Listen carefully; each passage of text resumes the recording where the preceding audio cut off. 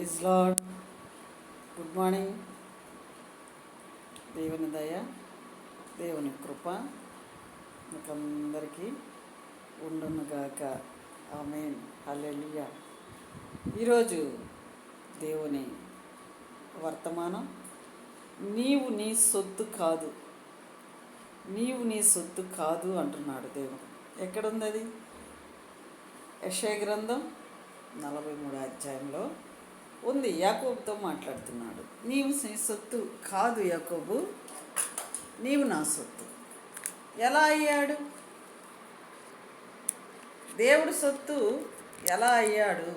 యాకోబు తల్లి గర్భంలో ఉన్నప్పుడే యాకోబు దేవుని సొత్తుగా మారిపోయాడు. ఏర్పాటు చేసుకున్నాడు. అందరినీ కాదండి, అందరికీ చెప్పలేదన్నమాట. అబ్రహాం ఉన్నాడా? అబ్రహాంకి చెప్పలేదన్నమాట. మోషే ఉన్నాడా? మోషేతో కూడా చెప్పలేదు. కానీ యాకోబుకు మాత్రమే నేను తల్లి గర్భంలో ఉన్నప్పుడే నేను ఎన్నుకున్నాను అన్నాడు. ఎందుకు అలా ఎన్నుకోవాల్సి వచ్చిందంటే, యాకోబు సంతతిలో నుంచి స్తుతించేవాళ్ళు దేవుడికి కావాలి.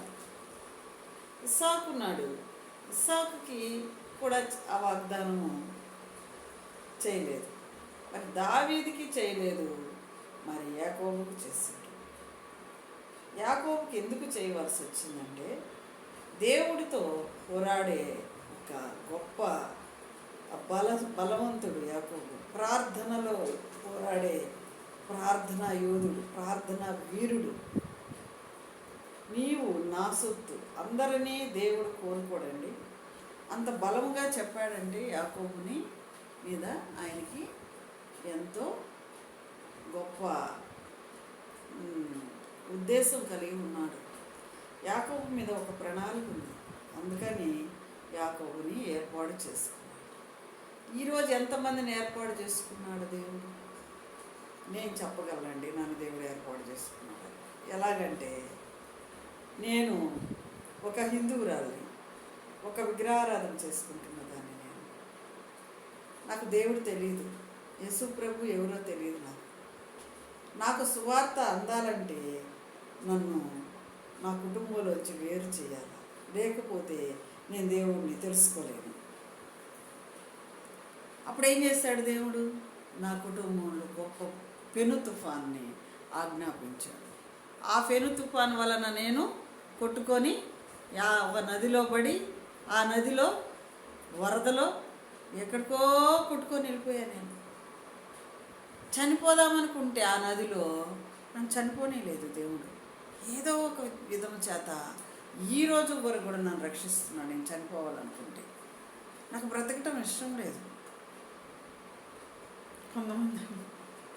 కొంతమంది అంటారు, నువ్వు ఇంత బాగున్నావు కదా, నువ్వెందుకమ్మా అలాగ అంటుంటావు? పైన చూసినంతగా లోపల హృదయంలో నెమ్మది, సంతోషాలు అందరికీ ఉండవండి. నేను ఒకవేళ నవ్వుతున్నానంటే అది ఆయన వల్లే నవ్వుతున్నాను. ఒకవేళ నేను మీ ముందుకు వచ్చానంటే అస్సలకి నాకు ఏ అర్హత లేదండి. చదువు లేని మొద్దుదాన్ని. చదువు లేదు నాకు. జ్ఞానము, బైబిల్ జ్ఞానం ఉంది కానీ లోక సంబంధమైన జ్ఞానం లేదండి. ఎవరు నన్ను పొగిడినా, ఎవరు నన్ను మెచ్చుకున్నా ఊరకే పడిపోయి బలహీనరాలు. అటువంటి నేను ఈరోజు దేవుని ప్రవచనాలను చెప్పడానికి దేవుడు అనుమతించాడంటే దేవుడు నన్ను ఎన్నుకున్నాడు. హల్లెలూయా. నన్ను అట్ట ఇట్ట ఎన్నుకోలేదండి. దేవుడు తల్లి గర్భములో ఉండగానే నన్ను ఎన్నుకున్నాడు.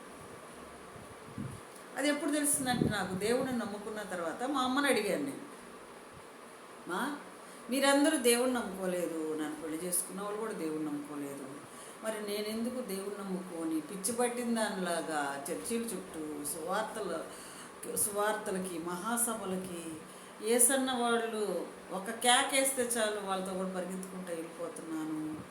ఏంటమ్మా ఇది నాకు అర్థం కావటం లేదంటే, అమ్మ చెప్పింది, అమ్మ నేను నిన్ను గర్భంలో పెట్టుకొని నేను చర్చికి వెళ్ళి నేనేం అడిగానంటే, అమ్మని నేను దేవుడు నమ్ముకున్నప్పుడు అమ్మ నువ్వు కూడా దేవుడు నమ్ముకోవాలి కదా అన్నాను. పిచ్చిదానా, నువ్వు పుట్టకముందు నేను చర్చికి పోయాను అడిగింది మా అమ్మ. కానీ నేను బాప్టిజం తీసుకోలేదు.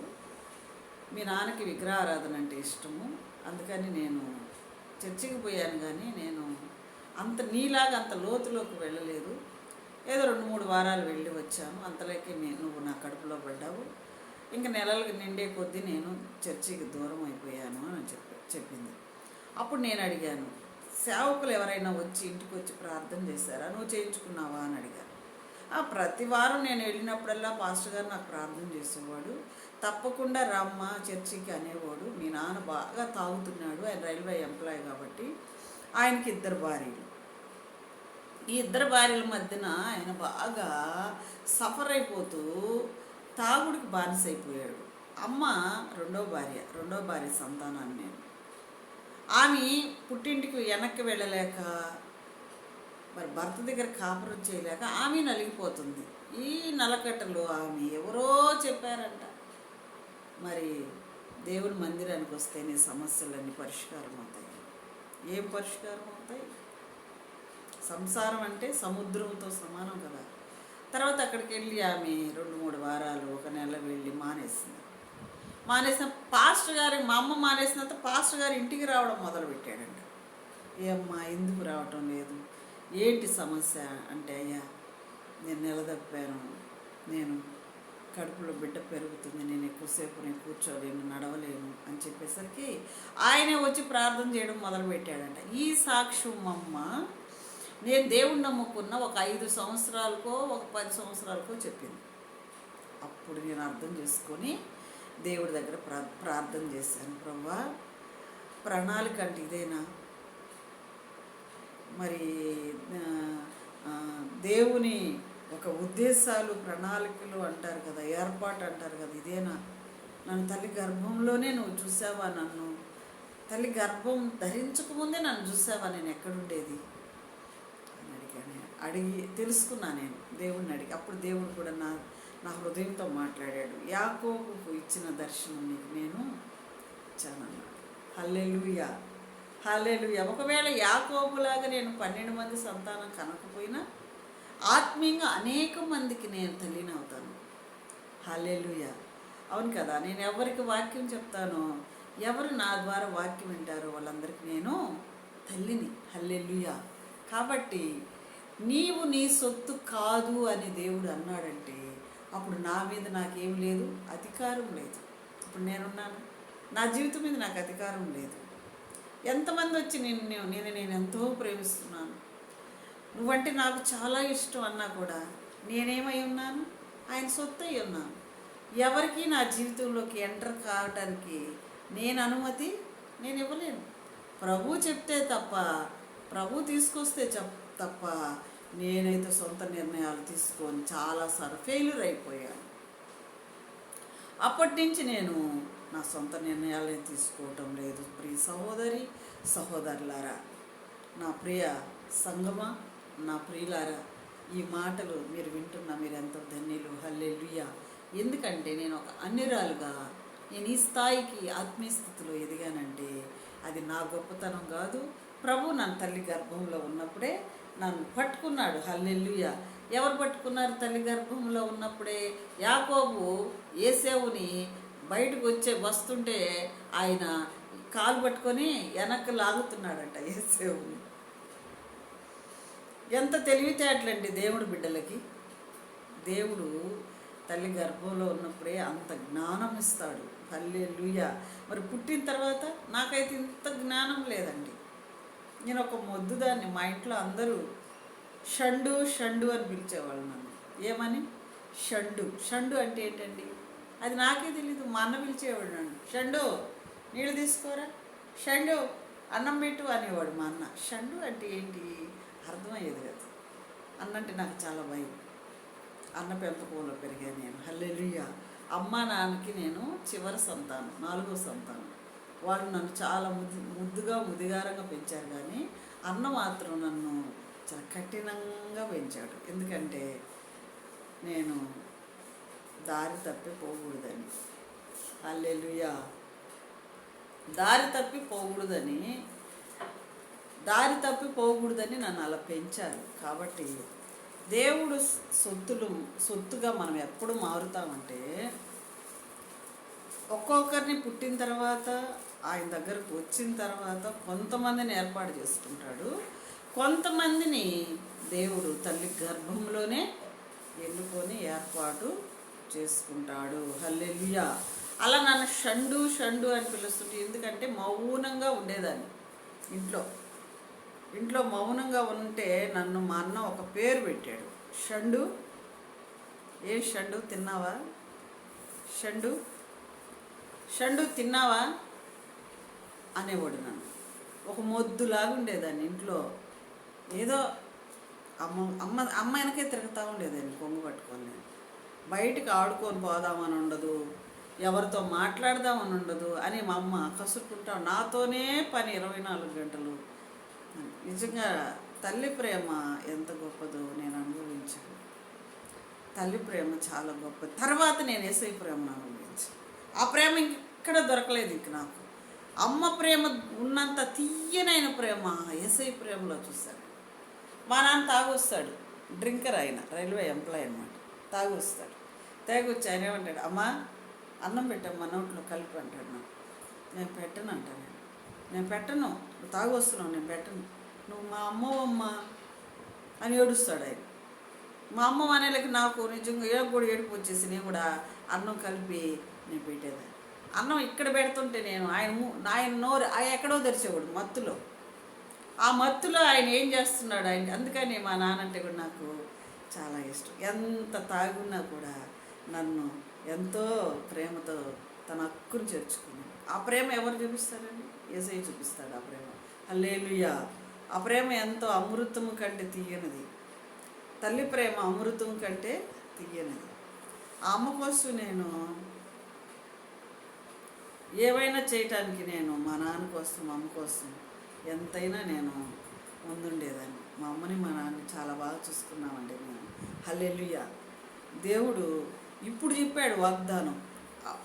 ఆజ్ఞ ఎప్పుడు తెలుసుకున్నా అంటే, తల్లిని తండ్రిని సన్మానించమని చెప్పింది ఎప్పుడంటే, నేను బైబిల్ నా చేతిలోకి వచ్చినాక చూశాను నేను ఆ మాట. కానీ నాకు దేవుణ్ణి నమ్ముకోకముందే మా అమ్మ మా నాన్న అంటే మాకు ఎంతో ఇష్టం. ఎందుకంటే వాళ్ళు చాలా అమాయకులు, చదువులేని పామరులు. వాళ్ళకి అన్యాయం చేయడం చేత కాదు, వాళ్ళకి అక్రమాలు చేయడం చేత కాదు.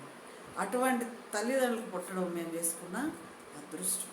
మా అన్న కూడా అలాగే మా నాన్నని కింద చిన్న పిల్లలకు నీళ్ళు పోసినట్టు నీళ్ళు పోసేవాళ్ళం మేము వాళ్ళకి.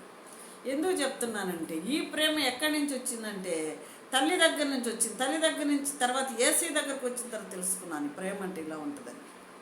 తర్వాత నేను ఇంకెవరిలో నేను ఆ ప్రేమను చూడలేదు. నేను పంచడం మొదలుపెట్టాను. ఒకరు నాకు పంచడం నాకు ఇష్టం ఉండదు. ప్రేమ ఒకరి ప్రేమ కోసం నేను ఎత్తుక్కుంటూ వెళ్ళను. నేను చేతనైతే నా ప్రేమను నేను పంచుకుంటాను ఎవరికైనా. చాలామంది అంటారు నువ్వు ప్రేమ కలిగిన దానివి అని, కొంతమంది అంటారు నువ్వు ప్రత్యేకమైన దానివి అంటారు. ఎంతమందిలో కూర్చున్నా నువ్వు ప్రత్యేకంగా ఉంటావమ్మా అంటారు. అది ఎక్కడి నుంచి వచ్చిందంటే అది నా వల్ల వచ్చింది కాదండి, అది దేవుడిచ్చిన వరం. అది హల్లెలూయా. హల్లెలూయా. దేవుడిచ్చిన వరాలు ఉంటాయని, ఆ వరాలే యాకోబుకి ఇచ్చాడు దేవుడు. ఏమి ఇచ్చాడు వరం? నీవు నా సొత్తు అని అన్నాడండి. దేవుడికి సొత్తు అయిపోయామంటే ఎంత భాగ్యం అండి. మనం దేవుడికి ఒక సొత్తుగా ఉన్నామంటే ఎంత భాగ్యం మనకు. అది తెలియదు కొంతమందికి. వాక్యంలో ఉండే బలం తెలియదు, దానికి అర్థాలు తెలియవు కొంతమందికి. ఏదో వింటున్నాం, చర్చికి వెళ్తున్నాం, వెళ్తాం, కానీ ఆ మాటలు నీవు నా స్వాస్యం అంటాడు ఒక దగ్గర. అబ్రహాం విషయంలో నీ గర్భం ముందు పుట్టిన బిడ్డలు ఇసుక రేణువుల వలె ఆకాశపు నక్షత్రం వలె ఉంటారు అబ్రహాము, వారు నా స్వాస్యం. హల్లెలూయా. స్వాస్యం అంటే ఆస్తి. ఆయన బిడ్డలు ఈ దేవుడికి ఆస్తి అంట. ఆస్తిగా మారిపోయారు వాళ్ళు. అవునండి, ఆస్తిగానే మారిపోయారు వాళ్ళు. ఈరోజు మనం భూమి మీద ఉన్నామంటే అబ్రహాం సంతానం మనమే. ఆయన గర్భం ముందు పుట్టిన ఇస్సాకు ఒక్కగాని ఇస్సాకు ద్వారా ఇంతమంది సంతానం దేవుణ్ణి నమ్ముకుంటున్నారంటే ఎంత సంతానం ఇచ్చాడు దేవుడు. నిజంగా నేను అనుకుంటాను, మీటింగ్స్కి వెళ్ళినప్పుడు, గుడారాల పండుగలకి, ఇంకెక్కడైనా మహాసభలకు వెళ్ళినప్పుడు ఆ ఇసుకేస్తే రాలరు జనం. నాకు ఒక డౌట్ వచ్చేది, ఎక్కడైనా రాజకీయ నాయకులు మీటింగ్స్కి పెడితే పోలీస్ వ్యాన్లు వచ్చేస్తాయి, స్పెషల్ స్క్వాడ్ వచ్చేస్తుంది అక్కడికి కంట్రోల్ చేయటానికి.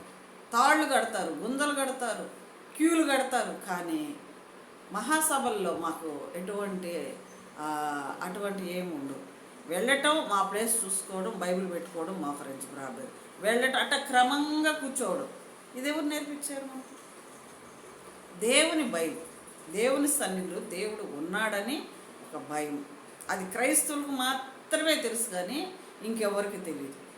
అదే ఇంకెక్కడైనా ఒక 100 మంది ఉన్నారండి, ఉత్సవాలు జరుగుతుంటాయి, రోడ్ల మీద గొడవలు, తాగి కొట్లాట్లు, ఎంతో ఖర్చు పెట్టి చేస్తుంటారు. కానీ అక్కడ మనశ్శాంతి ఉండదు, భక్తులకి ప్రశాంతత ఉండదు. కానీ యేసయ్య దగ్గరకు పోతే లేని వాళ్ళకు కూడా ప్రశాంతత అనుగ్రహిస్తాడు దేవుడు. హల్లెలూయా! ఇది తెలుసుకోవాలి. ఎందుకు యేసయ్య దగ్గరికి వెళ్తున్నారు? వీళ్ళకి పిచ్చి పట్టింది, వీళ్ళు బర్రెలు అంటారు, వెర్రి వాళ్ళు అంటారు. యేసయ్య దగ్గరికి పోయి చూడండి మీరు, యేసయ్యలో ఎంత ప్రశాంతత ఉంటుందో. ఏ షాపింగ్ మాల్ అయినా మీకు ఇష్టం వచ్చిన వస్తువులు దొరుకుతాయి, నీకు మనశ్శాంతి దొరకదు. కోట్లు పెట్టి లక్షలు పెట్టి కొన్నా కూడా నువ్వు ప్రశాంతంగా 5 నిమిషాలు ప్రశాంతంగా ఫ్యాన్ కింద కూర్చోలేని పరిస్థితి. ఇది సత్యం, ఇది నమ్మాలి, మీరు వినాలి. మనోవేదనతో మనోదుఃఖంతో తల్లిదండ్రుల చేతుల్లో ఎంతో ప్రేమగా పెరిగింది. మనశ్శాంతి కోల్పోయాను, అది ఎక్కడా దొరకలేదు నాకు. అందరూ ఉన్నారు, అన్నీ ఉన్నాయి, కానీ నాకు మనశ్శాంతి లేదు, మానసిక స్థితి బాగలేదు, మెంటల్ ఎఫెక్ట్ నాకు. ఈ సమయంలో ఉన్నట్టు మరి ఒక సమయంలో ఉండలేకపోయేదాన్ని. నేను పిచ్చి పెట్టినట్టు కేకలేసి ఒక మెంటల్ పేషెంట్ లాగా తయారైపోయాను. అప్పుడు దొరికింది నాకు, ఏసన్న మీటింగ్లో దొరికింది. అన్న పాడే పాట నన్ను ఎంతో ఆదరణ కలిగించింది. ఆ పాట,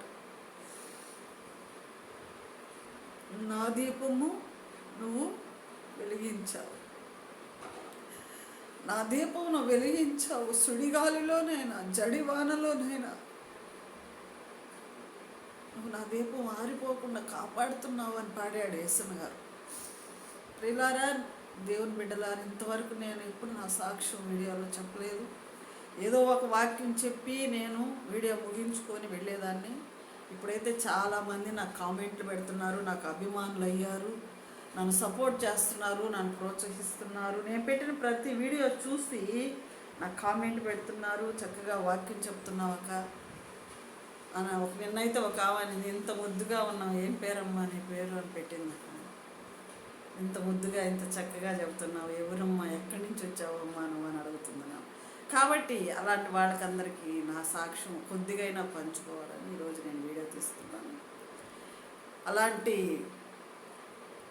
ఒక అన్న చేతిలో, ఒక తల్లిదండ్రుల చేతులు 14 సంవత్సరాలు నన్ను బయట ప్రపంచం తెలియకుండా పెంచి నాకు వివాహం చేస్తే, ఆ వివాహం 16 సంవత్సరాలు మళ్ళీ ఒక పంజరంలో బంధించబడ్డాను.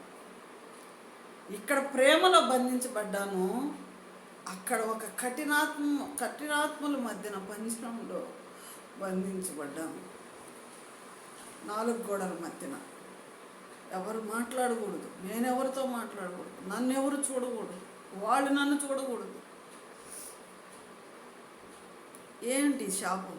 ఎక్కడి నుంచి వచ్చింది శాపం తెలియదు. అప్పుడు నాకు అంత వయసు లేదు, ఆలోచించే వయసు లేదు, పారిపోయేంత వయసు కూడా లేదు నాకు.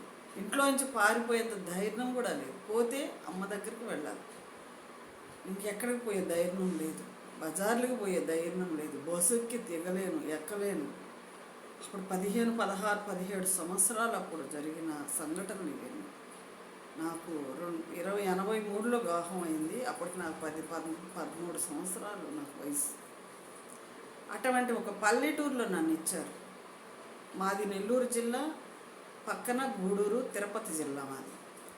నన్ను ఇచ్చింది కావలి ప్రాంతంలో ఉండే ఒక పల్లెటూరులో నన్ను ఇచ్చారు.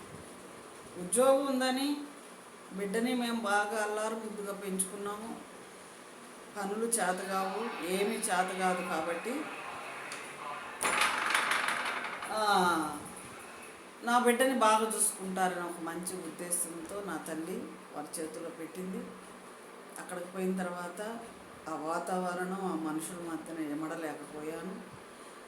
తర్వాత నా తల్లిదండ్రులు, పిల్లలు పుట్టిన తర్వాత నాకు 2 కొడుకులు, 1 కుమార్తెండి. మంచి ఫ్యామిలీ, మంచి ఇన్కమ్ ఉంది. అందరూ రైల్వే ఉద్యోగస్తులు. కానీ అక్కడ లేనిది ఏంటంటే నాకు అంటూ ఒక స్వతంత్రం లేదు, మాట్లాడే ధైర్యం లేదు. నాకంటూ మాట్లాడటానికి కానీ తినటానికి కానీ కట్టుకోవడం నా ఇష్టం ఏమీ లేదు. అక్కడ ఒక పంజరం. ఇది నాకు నచ్చలేదు. ఎన్నోసార్లు నేను నా తల్లిదండ్రుల దగ్గరకు వచ్చి బ్రతిమలాడుకున్నాను. నేను వెళ్ళనమ్మా అన్న. అమ్మ ఏమనిందంటే, అన్నకి నాయనకి తలవంపులు తీసుకొని వస్తావా, నువ్వు వచ్చేసి కూర్చొని ఇంట్లో వాళ్ళ అమ్మాయి భర్తను వదిలిపెట్టేసింది అని అంటే మాకెంత అవమానము, ఆలోచించమ్మా. మేము ఎక్కడ ఉన్నాం, నీ దగ్గరే ఉంటాం, కొంతకాలం ఆగమ్మా అని చెప్పి నన్ను ఎంతగానో మా అమ్మ 16 సంవత్సరాలు పెళ్ళైన తర్వాత నెట్టుకొని వచ్చిందాన్ని. వాళ్ళ ప్రేమతోనే నన్ను కాపురం చేపిస్తే ముగ్గురు పిల్లలు పుట్టారు. ఒక బానిస బతుకున్నది. నా స్థానం గుండెల్లో కాదు ఉండేది, కాళ్ళ కింద నా స్థానం, వాళ్ళ చెప్పుల కింద నా స్థానం. మేము పేదవాళ్ళమే, కానీ ప్రేమకు పేదవాళ్ళం కాదు. మేము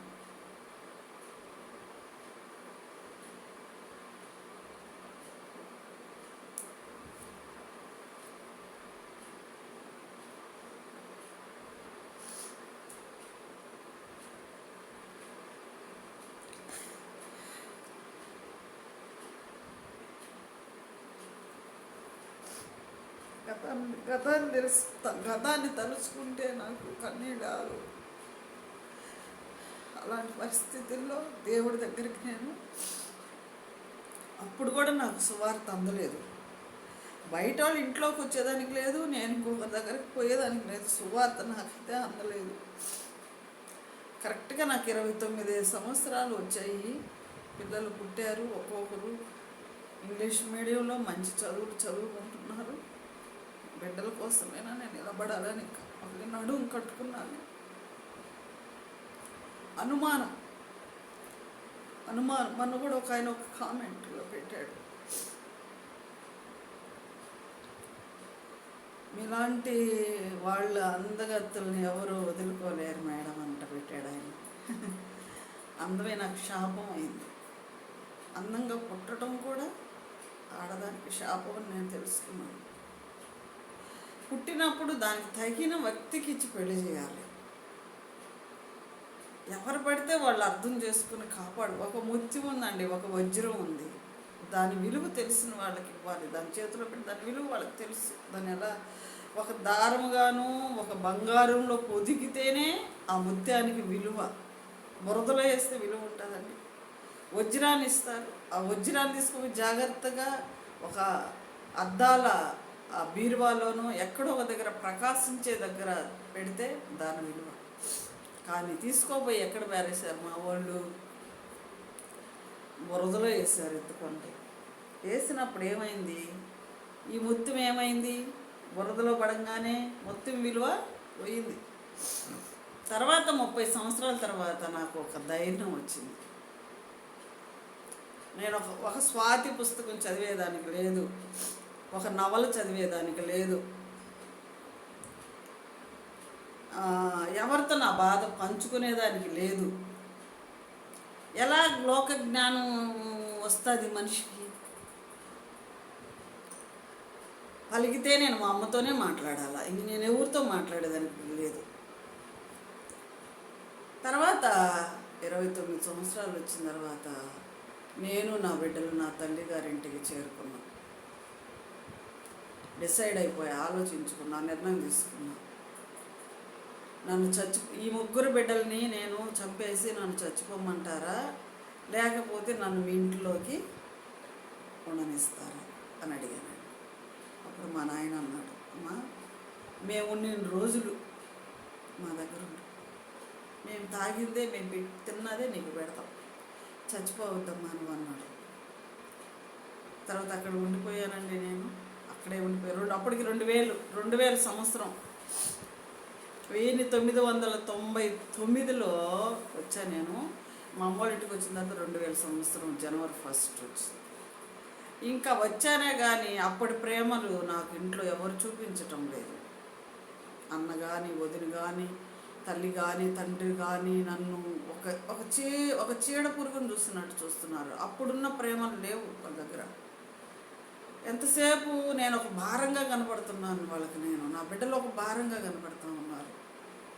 ప్రతి దాంట్లో విసుగు, మా కర్మ, మా రాత అంటూ నన్ను మాటలతో గాయాలు చేస్తున్నారు. అప్పుడు ఆలోచించుకున్నాను నేను, తల్లిదండ్రుల ప్రేమ కూడా ఒక రోజుకి మనకు దూరం అయిపోతాయి, అవి కూడా కఠినంగా మారిపోతాయి అని. ఏ తల్లిదండ్రుల ప్రేమ చూసుకొని నేను వచ్చానో ఆ తల్లిదండ్రుల ప్రేమలు కూడా నాకు కఠినంగా మారిపోయాయి. అప్పట్లో నేను బయటికి అప్పుడప్పుడే కాలు బయట పెట్టి ఏదో ఒక పని బాటలు చేసుకోవాలా, బిడ్డలు పోషించుకోవాలా అని కువైట్కి కూడా పోవాలని చెప్పి ఏజెంట్తో కూడా నేను మాట్లాడుకున్నాను. పాస్పోర్ట్ తయారు చేయించాలి. అప్పట్లో పాస్పోర్ట్ రికార్డ్ చేయించడానికే 10,000, పాస్పోర్ట్ అక్కడ మరి దాన్ని ఏమంటారు వీసా తెప్పించడానికి 27,000, మొత్తం కలిసి 20-30,000 అవుతుంది. అప్పుడు అమ్మని అడిగాను నేను, ఎక్కడైనా తీసి అమ్మ నేను వెళ్ళిపోతాను, పిల్లలను పెంచుతుండు, మంచి చదువులు చదివించే వాళ్ళని, అమ్మ మంచి కొంచెం యాక్టివ్గా ఉంటుంది ఆరోగ్యం, నేను వెళ్ళిపోతాను, ఇక్కడ నేను ఉండలేను, నేను ఏ పని చేయించాదు కాదు, ఇంట్లో పని అయితే వంటలు అయితే చక్కగా చేస్తాను, ఇక్కడ ఉంటే కూడా అన్న నా బరువు తీస్తుంది అని అంటాడు, బయటకు పోకపోతే మనకు జరుగుబాటు లేదు అంటే అన్నని అడిగి చెప్తానని చెప్పి ఫోన్ అడిగి చెప్తే మా అన్న అందరినీ కిరసనాయిలు పోసి ఇంట్లో పోసి చంపేస్తాను వచ్చానంటే, అప్పుడు మా అన్న కోయిట్లో ఉన్నాడు. అందరినీ నేనేం చేస్తాను, కిరసనాయిలు పోసి చంపేస్తాను, మర్యాదగా తీసుకోపోయి కాపురం నిలబెట్టు అని మా అమ్మని మా నాయన్ని బెదిరించాడు. అప్పటికే మా అమ్మ మా నాయన చాలా వృద్ధాప్యంలో ఉన్నారండి. ఎందుకంటే నేను పుట్టిందే చాలా లేటుగా మా అమ్మకు పుట్టాను. అప్పటికే వాళ్ళు చాలా వయసు వచ్చేసింది. అప్పుడు అనేది మా అమ్మ ఏడ్చి, ఈ వయసులో వాడి చేత మేము మమ్మల్ని కొట్టిస్తావా నేను ఏడ్చింది. ఆ రాత్రి ఒక నిర్ణయం తీసుకున్నాను, నా బిడ్డలు ఏదన్నా మందు తీసుకొని వచ్చి చక్కగా ఎక్కడికైనా తీసుకోపోయి, ఏ గుడికో గోపురానికో తీసుకుపోయి ఏదన్నా ఒక దాంట్లో కలిపి వెలగబెట్టి తినేసి ఆ గుడి మెట్ల మీద పడుకునేస్తాను నేను. ఆలోచించండి. మరుసటి తెల్లారిన తర్వాత ఆ బిడ్డల ముఖం చూస్తే నేను ఆ రాత్రి ఆలోచించిందంతా మర్చిపోతున్నా. అట్లాగే వారాలు రోజులు జరిగిపోతున్నాయి. నేను ఒకరోజు నేను ఒక పనికి వెళ్ళాను. రోజుకు 30 రూపాయలు ఇచ్చే పనికి వెళ్తే నేను వచ్చేటప్పటికి వాళ్ళ నాన్న వచ్చి పిల్లలు తీసుకొని వెళ్ళిపోయాడు. 3 బిడ్డలు తీసుకొని వెళ్ళిపోయాడు. అప్పుడు నేను ఇంటికి వచ్చిన తర్వాత అడిగా, స్కూల్కి పోయారు కదమ్మా పిల్లలు రాలేదు ఏంటంటే, ఇంక రారమ్మా వాళ్ళు అని.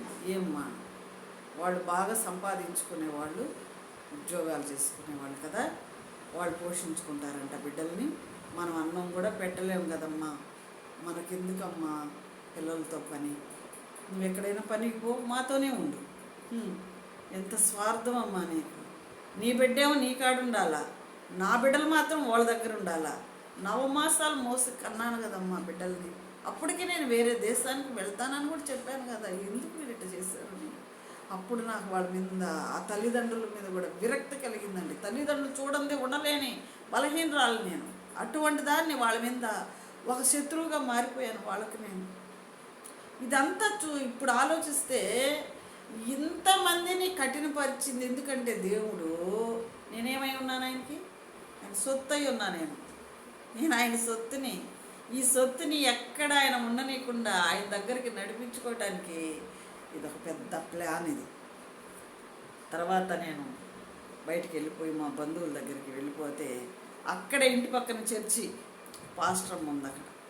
అప్పుడు నన్ను చూసి, నా పేరు నాగమణి అండి, నాగమణి బాగున్నావా అన్నది. బాగున్నానక్క అన్న. ఆ తర్వాత నీ గురించి నాకు కొంత తెలిసిందమ్మా, నిజమేనక్క. అమ్మా, నిండా 30 కూడా లేవు నీకు. లోకం చాలా మోసకరమైంది, నేను పాడు చేస్తుంది. నువ్వు కూడా ఇప్పుడు మీ వాళ్ళ దగ్గరకు వచ్చావు, మీ వాళ్ళు కూడా మంచోళ్ళు కాదు, నీ జీవితాన్ని పాడు చేస్తారమ్మా, మనం వెళ్ళిపో అని అన్నది. అక్క నేను ఎక్కడికి వెళ్ళలేను, ఇంకా ఒక స్థానం పోగొట్టుకున్నాను, 2వ స్థానంలోంచి కూడా వచ్చేస్తున్నాను నేను. ఇప్పుడు వెనక్కిపోయే పరిస్థితి కాదు నాది. చచ్చిపోవడమా లేకపోతే నా ఇష్టం వచ్చినట్టు బ్రతకటమా, ఇంక 2 తప్ప ఇంకొకటి లేదంటే అప్పుడు ఆమె నన్ను ఏం చేసింది తెలుసా? రోజు వాక్యం చెప్పడం మొదలుపెట్టింది, పాటలు పాడటం మొదలుపెట్టింది. వాక్యం చెప్పము, ఎక్కడ పడిపోతుందో లోకంలో, ఎక్కడ చెడిపోతుందో, ఎక్కడ పడిపోతుందో అంటూ నన్ను దగ్గరికి తీసుకొని ఆమె దేవుని గొప్పతనాన్ని గురించి, దేవుని ప్రేమ గురించి, దేవుడు చెడిపోయిన వాళ్ళని, పడిపోయిన వాళ్ళని ఎంతమందిని ఆయన బాగు చేశాడు, ఎన్ని కుటుంబాలు కట్టాడు, ఆమె సాక్ష్యాల రూపంలో నాకు చూపించింది, చెప్పింది కూడా. తర్వాత ఇంక చర్చికి పోవడం మొదలుపెట్టాను. అక్కడికి పోతే ఒక మనశ్శాంతి నాకు. ఆ 2 గంటలు నేను అన్నీ మర్చిపోయేదాన్ని, పిల్లల్ని, తల్లిదండ్రులని అందరినీ మర్చిపోయేదాన్ని, నన్ను నేను మర్చిపోయేదాన్ని. తర్వాత ఇంటికి వస్తే మళ్ళీ యథాప్రకారం దిగులు. ఇలాంటి పరిస్థితుల్లో నేను దేవుడి దగ్గరికి చేరుకున్నానండి. నేను చాలా బొట్లు పెట్టుకొని భయంకరంగా శుక్రవారాలు, శనివారాలు, సోమవారం, గురువారం వచ్చి సాయిబాబాకి, బుధవారం వచ్చి అయ్యప్పకి, శుక్రవారం వచ్చి మహాలక్ష్మికి, మరి శుక్రవారం మహాలక్ష్మి, శనివారం వెంకన్న స్వామికి. ఇలాగ మేము పూజలు చేసుకున్నాం. బతుకుతున్న నాకు ఒక్క విగ్రహము కూడా నాకు సహాయం చేసిన జీవితాన్ని నిలబెట్టలేదు. ఒక్క విగ్రహము కూడా నాతో మాట్లాడలేదు. కానీ దేవుడు ఒక రాత్రి నాతో మాట్లాడాడు. ఈ దేవుడు ఏ దేవుడు? యేసు అనే దేవుడు నన్ను ఒక అరణ్యంలోకి తీసుకుపోయి నా ఆత్మని, ఆ అరణ్యం అంతా తిరుగుతుంటే అరణ్యంలో నుంచి బయటికి నేను రాలేకపోతున్నాను. దారి కనపడటం లేదు, ఎటు చూసిన ముళ్ళ చెట్లు, భయంకరమైన అరణ్యం అది. నేను ఒక్కదాన్ని అక్కడ ఉన్నాను, నాకు భయం వేస్తుంది, దారి కనపడటం లేదు, అరుస్తున్నాను, అన్న, అక్క, అమ్మ, నేను ఇక్కడ చిక్కబడిపోయి ఉన్నాను, నన్ను దారి చూపించండి అంటే అప్పుడు ఒక 2 మగ మనుషులు తెల్లని బట్టలు వేసుకొని చెట్టు కింద నిలబడుకొని డ్రమ్ము తగిలించుకొని నిలబడుకొని ఉన్నారు. వాళ్ళు అంటారు, అమ్మ ఏంది ఇక్కడికి వచ్చావు, గాంధీనగరంకి వచ్చావు, ఎందుకు నువ్వు ఉండాల్సింది మీ అమ్మోళ్ళ ఇంట్లో కదా అన్నారు. అయ్యా వచ్చానయ్యా ఇక్కడికి, మా వాళ్ళు ఉన్నారని, కానీ నీ బయటికి పోవటాను దారి కనపడటం. అమ్మా ఇక్కడ అంతా ముళ్ళ చెట్లు, నేను పట్టుకుంటాయి, చీల్చి పెడతాయి, ఇదిగో దారి, మెయిన్ రోడ్, దీని మీద వెళ్ళిపో, కొండాగుంట మీద నుంచి మీ ఇంటికి వెళ్ళిపోతామని చెప్పాడు. అదే దారండి యేసు మార్గం. హల్లెలూయా. యేసు మార్గం అదే, ఆయన చూపించాడు నాకు యేసు మార్గం. ఇదే దారిలో వెళ్ళిపో, ఇంకా వెనక తిరిగి చూడు పక్కన్నాడు. ఈరోజు కూడా వెనక తిరిగి చూడాల నేను. హల్లెలూయా. ఆ యేసు మార్గంలో నేను ఏ రోజే నడిపించబడ్డానో ఈరోజు మీ ముందుకు వచ్చేంత వరకు కూడా ఆ మార్గంలోనే ఉన్నాను.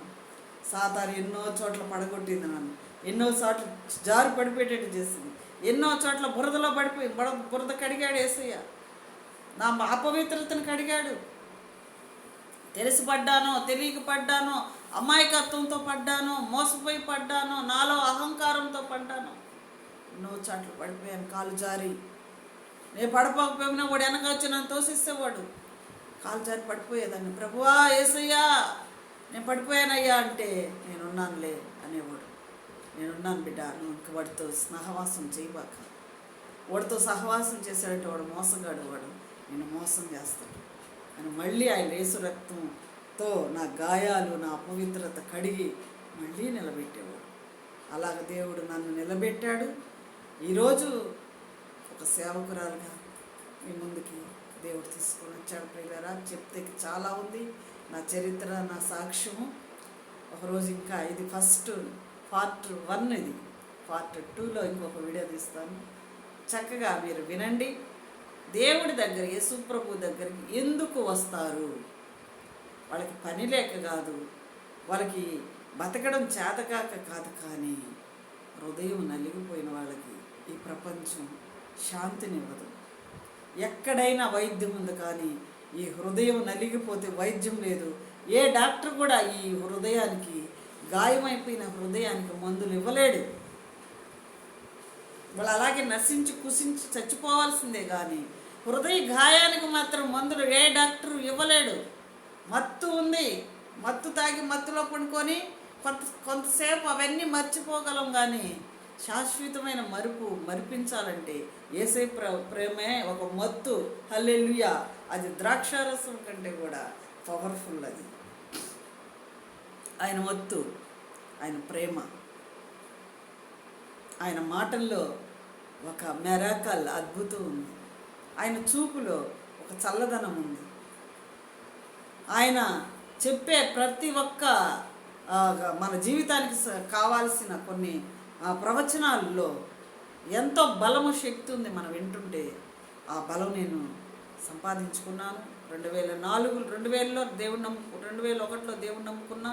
2002, 2003లో దేవుడు ఎవరో తెలుసుకున్నా. తర్వాత బాప్టిజం తీసుకున్నా. తర్వాత పరిశుద్ధాత్మ అభిషేకం నా మీదకి దిగి వచ్చింది. అన్య భాషలు, దేవుడితో మాట్లాడుకునే భాషలు నాకు ఇచ్చాడు దేవుడు. ఎంత గొప్ప దేవుడండి ఆయన. ఏ మనుష్యుడు చేస్తాడు ఇటువంటి ఉపకారం? ఆయనకి నేను ఏమి ఇచ్చాను? డబ్బు ఇచ్చానా, నగలు ఇచ్చానా, గోపురాలు కట్టించానా, చర్చిలు కట్టించానా? ఏమీ నేను మంచిదాన్ని అయితే నా మీద ఇంత ప్రేమ ఆయనకంటే, నేను ఆయన సొత్తు. నన్ను కొన్నాడు ఆయన. తల్లి గర్భంలో ఉన్నప్పుడే నన్ను చూశాడు ఆయన. అందుకే ఇంతమంది ప్రేమల్లో ఇచ్చి నన్ను, భర్త ప్రేమ, అత్త ప్రేమ, బంధువుల ప్రేమ, బిడ్డల ప్రేమ, తల్లిదండ్రుల ప్రేమ, తోడబుట్టిన వాళ్ళ ప్రేమ, అన్ని ప్రేమల్లో ఇచ్చి చివరికి నా ఒంటి మీద నగలు పెట్టుకోవాలని కూడా ఆశ కూడా చచ్చిపోయింది. మంచి బట్టలు కట్టుకోవాలని కూడా ఆశ కూడా చచ్చిపోయింది. ఏదో దేవుని ఇచ్చిన వస్త్రాలు, ఇలాంటి వస్త్రాలు కట్టుకొని బ్రతకడం నేర్చుకున్నాను. ఎక్కువగా హైలోకి పోయి బ్రతకటం అంటే యేసయ్యని మించిపోవడం అన్నమాట. అది యేసయ్యని కాదనుకొని వెళ్ళిపోవడం, అది లోకంలోకి. నేను అలాంటి వాటికి పరుగులు తీయలేదు. నేను మేడల మిద్దెలు కట్టుకోవాలన్నా, నేను మంచి గోల్డ్ వేసుకొని తిరగాల, నేను కారులో తిరగాల. వచ్చాయండి ఆప్షన్స్ అన్నీ నాకు వచ్చాయి, అవకాశాలు వచ్చాయి. నన్ను మేడలో పెడతానన్నారు, మిద్దుల్లో పెడతామన్నారు, గుండెల మీద పెట్టుకుంటామన్నారు, సంకరేసుకొని తిప్పుతామన్నారు.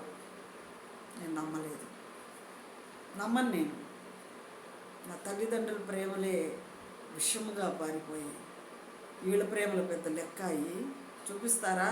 అవసరానికి శరీరాలు వాడుకుంటారు. భర్త కంటే ఎవరండి ఈ లోకంలో మనల్ని అమితంగా ప్రేమించేది, జాగ్రత్త చేసేది ఎవరున్నారు? ఎవరైనా ఉంచుకుంటామంటారు, రెండో భార్యగా ఉంచుకుంటామంటారు, పెళ్లి చేసుకుంటామంటారా? భార్య స్థానం ఇస్తారా ఎవరైనా? ఎవరు. అలాంటి బతుకు నాకు వద్దు. ఈరోజు కూడా ఈ ఇన్స్టాగ్రామ్లో కానీ ఫేస్బుక్లో కానీ నాకు చాలామంది కామెంట్లు పెడతా ఉంటారు. ఏదో భార్య లేదనో, ఒంటరిగా ఉన్నారనో, ఏదో మేమైతే ఆ పని మీద లేవు. దయచేసి నాకు ఆ కామెంట్లు పెట్టబాకండి. మేము దేవుడి పని మీద ఉన్నాం, దేవుని సువార్తను ప్రకటిస్తున్నాం. మమ్మల్ని ఆ విధంగా చూడొద్దు, ఆ విధంగా మమ్మల్ని పెట్టొద్దు. సాతాను ఒక్కొక్కరిని వాడుకుంటాడు. ఎలాగైనా నన్ను దేవుడిలోంచి వాడిలోకి నన్ను లాగేసేదానికి ధనం చూపిస్తాడు, మరి ఇక అన్నీ నాకు వస్త్రాలు చూపిస్తాడు, మేడల మిద్దెలు చూపిస్తాడు. కానీ మాకు అవసరం లేదు. ఉన్నాయి వదులుకొని వచ్చిన వాళ్ళం మేము, మాకెందుకు ఇవన్నీ? మోషే అంటాడు, ఈ పాప భోగాలు అంటాడు ఆయన. పాప భోగాలు, ఈ భోగాలన్నీ కూడా కొంతకాలమే ఉంటాయి. ఈ శరీరం శాశ్వతం కాదు. కొంతకాలానికి ఒక జబ్బు వచ్చిందనుకోండి, ఆ జబ్బుతో చచ్చిపోతాం మనం. కాబట్టి బతికున్నాకే కదా మనం సుఖపడాలా, ఇప్పుడే కదా మనం సంతోషం, ఇప్పుడే మనకు దేవుడు కావాలా. రాబోయే కాలంలో మనం సుఖజీవనం సాగించాలా, ఆరోగ్యంగా బతికి చచ్చిపోవాలంటే ఇప్పుడే దేవుడు కావాలి మనకు. దయచేసి ఈ వీడియో చూసేవాళ్ళు, నా మాటలు విన్నవాళ్ళు, దీంట్లో ఎంత బలం ఉందో నాకు కామెంట్ పెట్టండి. ఈ సాక్ష్యం మీకు నచ్చి మీరు కానీ ఈ మాటలు విని ఉంటే నిజంగా స్టార్టింగ్ నుంచి ఎండింగ్ వరకు ఈ వీడియో చూసిన వాళ్ళు మాత్రమే నాకు కామెంట్లు పెట్టండి. అలా చూసి మీ కళ్ళు బాగున్నాయి, మీ ముక్కు బాగుంది, మీరు బాగుంటారు అలాంటివి పెట్టద్దు. స్టార్టింగ్ నుంచి ఎండింగ్ వరకు ఒక వీడియో చూడాలి ఒక వ్యక్తి. మీకు పని ఉన్నప్పుడే చూడండి, ఓపెన్ చేసుకొని. మీరు పనులు చేసుకునేటప్పుడు చూడబాకండి. ఈరోజు ఏదో పెట్టింది పార్ట్ 1 అంటుంది, సాక్ష్యం అంటుంది.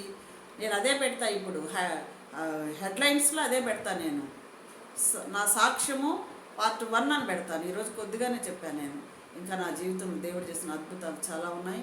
అవన్నీ ఒక్కొక్కటి చెప్పుకుంటూ వస్తాను వీడియోలో. మీరు చూడండి, లైక్ చేయండి, సబ్స్క్రైబ్ చేయండి, షేర్ చేయండి. సబ్స్క్రైబ్, లైకులు, షేర్లు అంటే మా వీడియో అనేక మందికి పోవాలి కాబట్టి అడుగుతున్నాం. మేము డబ్బులు ఇప్పటికిప్పటికి మాకు ఎవరు ఇవ్వరండి. మేము వీడియోలు పెట్టంగానే మాకు బ్యాంకుల్లో డబ్బులు లక్షలు ఎవరు వేసేవాళ్ళు లేరు. వాళ్ళు ఎప్పుడు ఇస్తారో, యూట్యూబ్ వాళ్ళు ఎప్పుడు ఇస్తారో మాకు, మా వీడియోలు బాగుండి, మా కెమెరాలు బాగుండి, మేము అన్నీ బాగా చూపిస్తేనే మాకు ఇస్తాడు. దానికోసం మేము పనిచేయటం లేదు. మా ప్రభు మమ్మల్ని పోషిస్తాడు.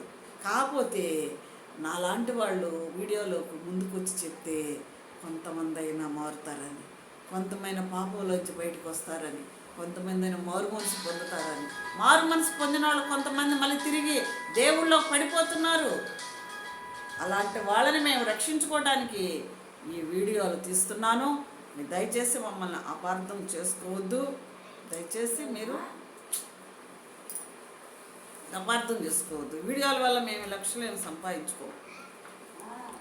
కాబట్టి వీళ్ళరా మీ ఉద్దేశాన్ని కామెంట్ రూపంలో నాకు తెలియచేయండి. అందరికీ నా వందనాలు. దేవుడు మిమ్మల్ని దీవించును గాక, ఆశీర్వదించును గాక. ఇంకా నన్ను ఆయన ఆత్మతో నింపి కొన్ని వాక్యం మీ ముందుకు తీసుకురావడానికి దేవుడే మిమ్మల్ని ఆశీర్వదించును గాక. ఆమేన్. హల్లెలూయా, హల్లెలూయా.